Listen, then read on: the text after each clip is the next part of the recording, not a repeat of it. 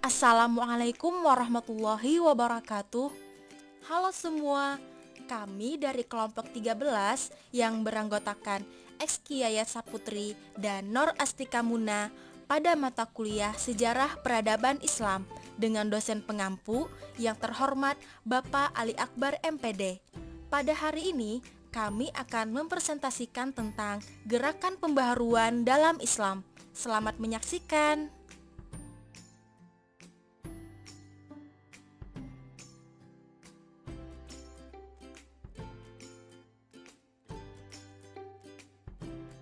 Adapun materi yang akan kami jelaskan hari ini yaitu tentang 1. Latar belakang munculnya gerakan pembaharuan. 2. Pengertian pembaharuan. 3. Gerakan Wahabi di Saudi Arabia. 4. Gerakan Ahmad Sirhindi di India. 5. Tahap pembaharuan. Baiklah, langsung saja kita masuk ke materi pertama yang akan dijelaskan oleh Eski Yaya Saputri. Latar belakang munculnya gerakan pembaharuan.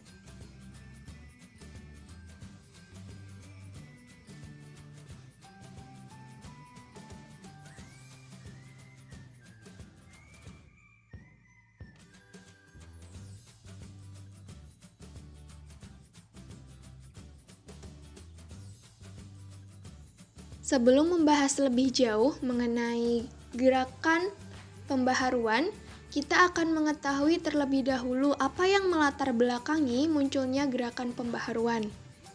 Adanya kontak dengan Barat dan semakin memudarnya semangat keilmuan, kebukuan atau jumud di bidang intelektual, dan berkembang pesatnya tradisi yang mendekati syirik merupakan penyebab munculnya gerakan pembaharuan dalam Islam. Kedatangan Napoleon di Mesir pada tahun 1798 merupakan momentum penting dari perkembangan Islam. Kedatangan Napoleon atau yang disebut penakluk dari Prancis ini tidak hanya membuka mata kaum muslim akan apa yang dicapai oleh peradaban barat di bidang sains dan teknologi, tetapi juga menandai awal kolonialisme barat atas wilayah-wilayah Islam. Jadi, pembaharuan dalam Islam yang telah berlangsung sejak abad ke-13 hingga abad ke-19 itu setidaknya dilatar belakangi oleh 4 faktor utama. Yang pertama, keyakinan masyarakat muslim terhadap supremasi ajaran dasar Al-Quran dan Hadis daripada ajaran yang lain. Keyakinan ini diikuti oleh semangat ijtihad untuk memecahkan persoalan-persoalan yang timbul dalam kehidupan masyarakat muslim zaman modern. Yang kedua, reaksi terhadap berbagai paham dan praktik tarekat yang ditengarai telah menggiring keyakinan, pemahaman, sikap, dan perilaku masyarakat muslim ke arah fatalistik, sehingga mereka cenderung meminggirkan dan menafikan partisipasi aktifnya dalam menjalankan dan mempelopori tugas-tugas sosial kemasyarakatan secara kreatif dan inovatif. Yang ketiga, reaksi terhadap hegemoni kolonialisme atau kapitalisme barat atas dunia muslim dan kesadaran akan kemunduran dan ketertinggalan peradaban Islam zaman modern dari peradaban barat di sisi lain. Berkaitan dengan hal ini, dunia Islam zaman modern nampaknya berkeinginan untuk menggali kembali memori sejarah kejayaan peradaban Islam klasik sebagaimana yang kita ketahui, yaitu pada zaman Umayyah dan Abbasiyah, atau setidaknya sebagaimana yang diperankan oleh 3 kerajaan Islam terakhir, yaitu dinasti Turki Utsmani, dinasti Safawi di Persia, dan dinasti Mughal di India, untuk dijadikan sebagai inspirasi bagi terwujudnya kemajuan umat Islam di zaman kekinian. Yang keempat, keinginan untuk merekonstruksi tatanan kehidupan masyarakat Islam di zaman modern, baik secara sosio-moral dan sosio-etnik, agar sesuai dengan atau setidak-tidaknya itu lebih mendekati dengan cita Islam ideal. Pengertian pembaharuan.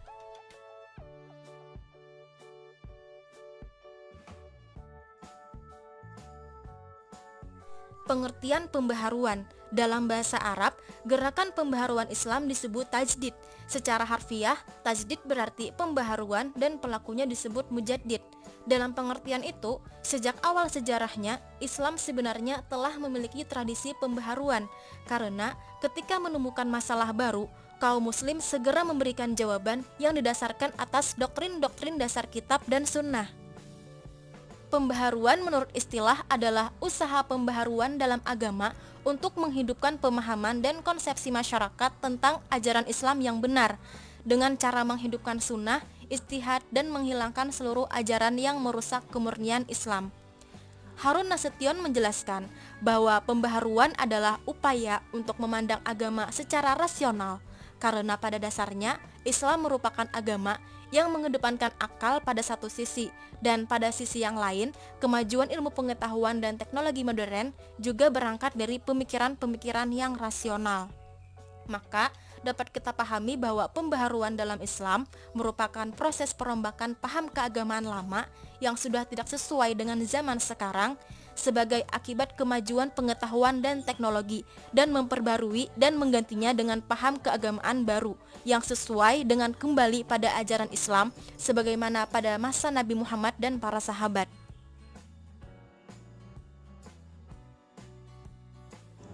Gerakan Wahabi di Saudi Arabia.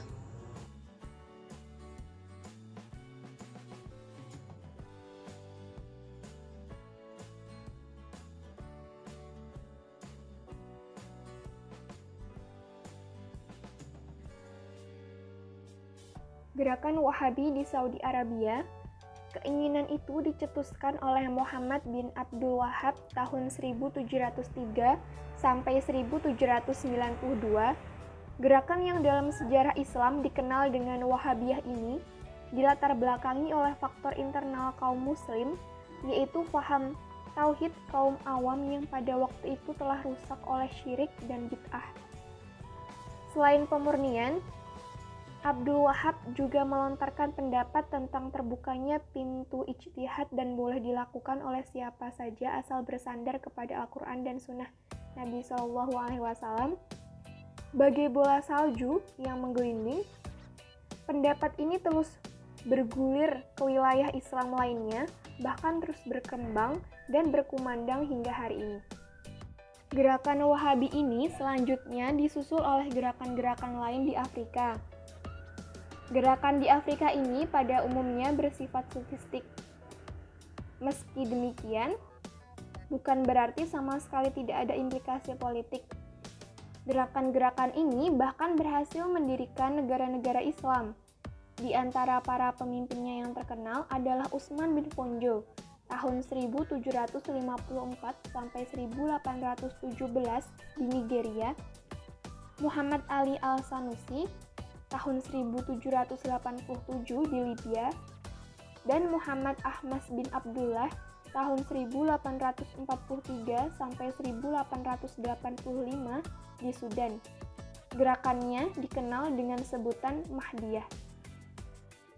Tanggapan para tokoh pembaharu di akhir abad ke-19 dan awal abad ke-20 terhadap dampak Barat terhadap masyarakat Muslim terwujud dalam usaha yang sungguh-sungguh untuk menginterpretasi Islam dalam menghadapi perubahan kehidupan. Mereka menekankan sikap dinamis, luas, adaptif yang menjadi ciri kemauan Islam pada zaman klasik, yaitu pada tahun 665 sampai 1250. Yang terutama mendapat tekanan khusus adalah di bidang hukum, sains, pendidikan. Selain itu, mereka juga menekankan pembaharuan internal melalui reinterpretasi atau ijtihad dan adaptasi secara selektif atau islamisasi ide-ide dan teknologi barat.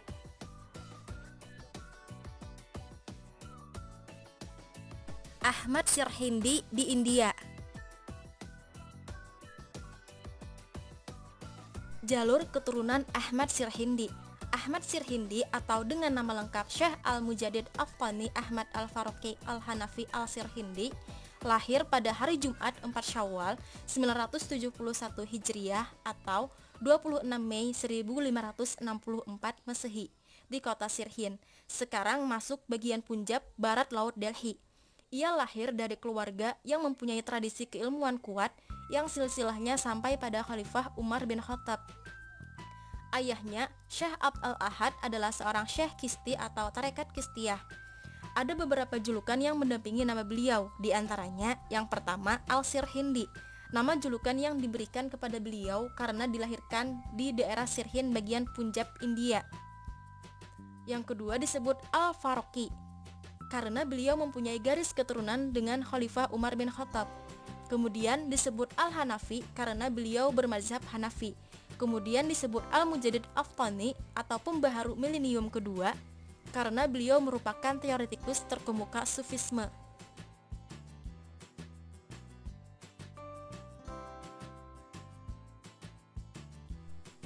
Kehidupan Ahmad Sirhindi. Pada masa kecilnya, ia belajar dan menghafal Al-Quran kepada ayahnya, yaitu Syekh Abd al-Ahad, yang merupakan seorang sufi. Setelah keilmuannya cukup matang dan dikenal di masyarakat, ia dikirim ayahnya ke Sialkot, sekarang termasuk wilayah Pakistan. Sirhindi menamatkan pendidikannya dan kembali ke kampung halamannya pada umur 17 tahun. Ahmad Sirhindi mulai mempelajari tasawuf dari ayahnya, Syekh Abd al-Ahad, seorang syekh Chisti atau tarekat Chistiyah. Lantas ia mulai meniti jalan pembinaan sufi atau suluk langsung di bawah bimbingan ayahnya, dan memperdalam tarekat Naqsyabandiyah kepada Abdul Baqi atau Baqi Billah. Setelah ayahnya wafat, ia pun menunaikan haji. Dalam perjalanan menunaikan haji, ketika di Delhi, ia dikenalkan kepada khwajah atau guru Abdul Baqi atau dikenal dengan Baqi Billah. Baqi Billah merupakan wali pertama tarekat Naqsyabandiyah yang ada di India. Sirhindi menyatakan ketertarikannya dan ia pun diinisiasi untuk masuk ke dalam tarekat Naqsyabandiyah. Setelah dianggap berhasil, Ahmad Sirhindi ditunjuk oleh sang guru untuk menjadi khalifah tarekat di kampung halamannya, yaitu Sirhind. Bahkan setelah Baqi Billah wafat, ia mendapat pengakuan sebagai penerus khwajah Baqi Billah, yakni pemimpin resmi Kanaqah di Delhi. Pada saat kepemimpinan Sultan Akbar, Raja dinasti Mughal pada saat itu, Sirhindi mengkritik keras keyakinan sebagian mahkamah India yang menolak keyakinan terhadap kenabian dan wahyu, serta mengabaikan keharusan menaati syariah. Sirhindi juga melancarkan kritik tajam kepada kaum Syiah yang sering menjadikan bulan-bulanan kehormatan para sahabat. Para pemimpin Syiah melancarkan propaganda ke seluruh pelosok negeri dengan menjelek-jelekan para sahabat yang menjadi penentang Ali. Para ulama Sunni di Agra kemudian menerbitkan buku-buku untuk menangkis propaganda tersebut. Pada tahun 1619, Sirhindi dipenjarakan oleh Sultan Jahangir di Gwalior.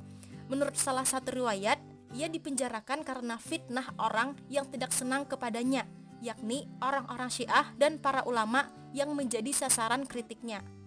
Setelah ia dibebaskan, ia kemudian diangkat menjadi penasehat bidang keagamaan dan tinggal di kamp kerajaan. Setelah itu, ia bebas mendakwahkan ajaran agama kepada segala lapisan masyarakat. Setelah 3 tahun di kamp kerajaan, ia mengajarkan ajarannya pada sultan dan meninjau berbagai daerah. Sirhindi jatuh sakit dan kembali ke Sirhind. Pada tanggal 28 Safar 1034 Hijriah atau 10 Desember 1624 Masehi, ia kembali menghadap Sang Pencipta.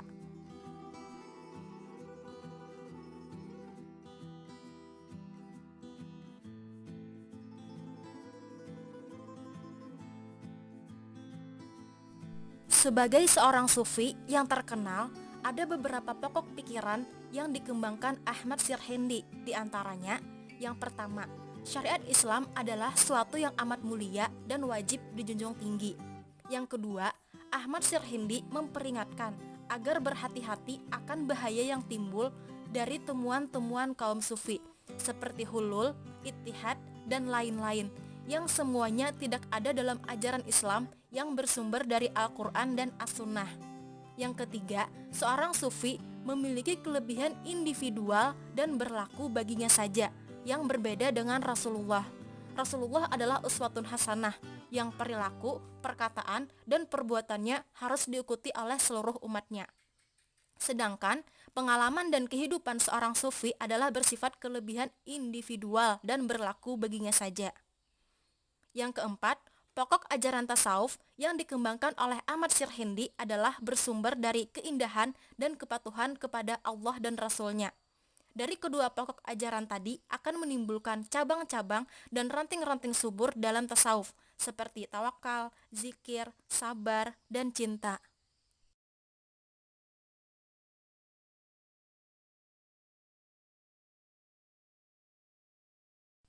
Yang kelima, karomah-karomah Sirhindi. Di antaranya, dilihat di tempat yang berbeda di waktu yang sama.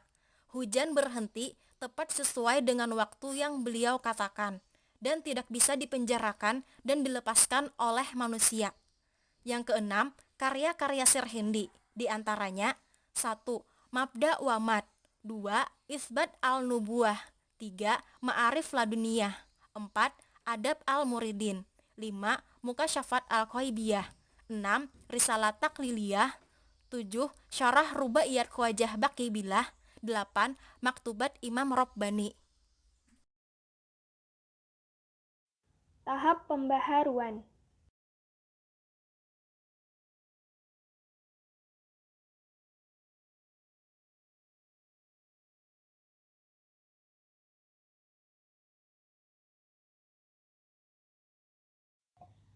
Tahap-tahap gerakan pembaharuan Islam itu dapat dideskripsikan sebagai berikut. Yang pertama adalah gerakan yang disebut dengan revivalisme pramodernis atau disebut juga revivalis awal. Model gerakan ini timbul sebagai reaksi atas merosotnya moralitas kaum muslim. Waktu itu, masyarakat Islam diliputi oleh kebekuan pemikiran karena terperangkap dalam pola tradisi yang sudah tidak lagi sesuai dengan perkembangan zaman. Ciri pertama yang menandai gerakan ini adalah perhatian yang lebih mendalam dan seksama untuk melakukan transformasi secara mendasar guna mengatasi kemunduran moral dan sosial masyarakat Islam. Transformasi ini tentu menuntut adanya dasar-dasar yang kuat, baik dari segi argumentasi maupun kultural. Dasar yang kelak juga dijadikan slogan gerakan adalah kembali kepada Al-Quran dan Sunnah Nabi SAW. Yang kedua dikenal dengan istilah modernisme klasik. Di sini pembaharuan Islam termanifestasikan dalam pembaharuan lembaga-lembaga pendidikan. Pilihan ini tampaknya didasari oleh argumentasi bahwa lembaga pendidikan merupakan media yang paling efektif untuk mensosialisasikan gagasan-gagasan baru. Model gerakan ini muncul bersamaan dengan penyebaran kolonialisme dan imperialisme barat yang melanda hampir seluruh dunia Islam. Implikasinya, kaum pembaharu pada tahap ini mempergunakan ide-ide barat sebagai ukuran kemajuan.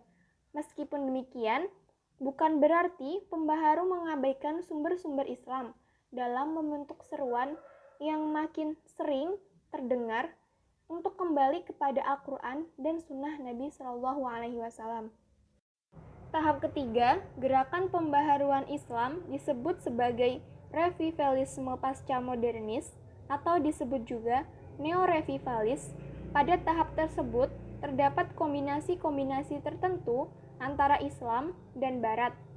Masih dicobakan, bahkan ide-ide Barat, terutama di bidang sosial politik, sistem politik, maupun ekonomi, dikemas dengan istilah-istilah Islam.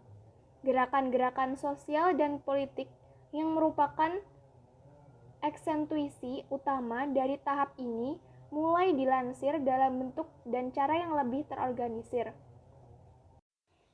Dalam tahap ketiga itulah muncul tahap keempat yang disebut dengan neomodernisme.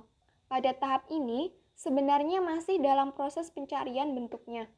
Meskipun demikian, Fazlur Rahman sebagai pengibar bendera neomodernisme menegaskan bahwa gerakan ini dilancarkan berdasarkan kritik terhadap gerakan-gerakan terdahulu.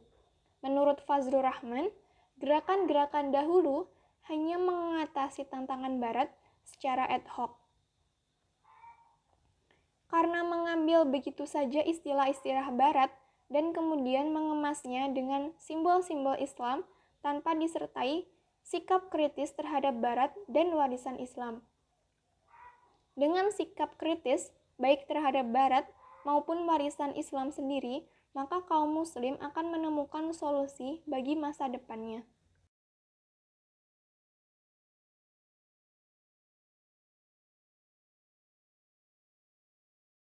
Nah, itulah tadi presentasi dari kami tentang gerakan pembaharuan dalam Islam. Mohon maaf bila terdapat kekurangan dan kesalahan dalam presentasi kali ini. Terima kasih atas perhatiannya. Semoga bermanfaat. Wassalamualaikum warahmatullahi wabarakatuh.